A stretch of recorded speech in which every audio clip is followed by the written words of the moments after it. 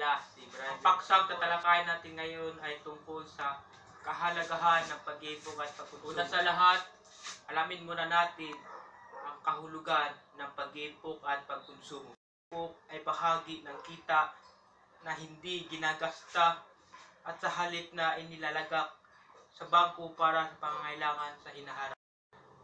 Ang pagkonsumo, ito ay pagbili at paggamit ng mga produkto o serbisyo na nagbibigay ng kapakinabangan sa tao. Narito ang aking inuhin sa kahalagahan ng pag-iipon at pagkonsumo. Itong BSP na nakikita nyo sa larawan, ito ay kahulugan ng Bangko Sentral ng Pilipinas.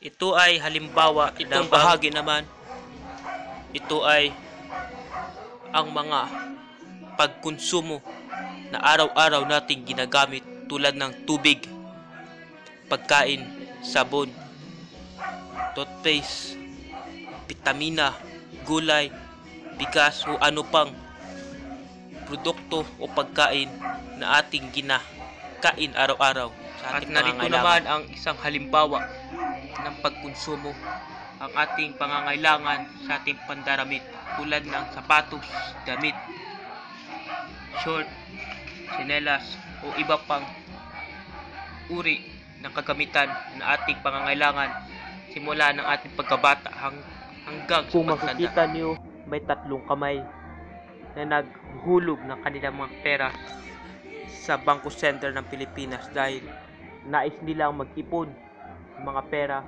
para sa kanilang pangangailangan sa hinaharap tulad ng magandang kalusugan at masaganang pamilya at maabot ang pangangailangan ng ating mga anak tulad ng edukasyon na makamit nila ang kanilang mga trabaho dahil sa tulong ng pag-iipon ng mga pamilya.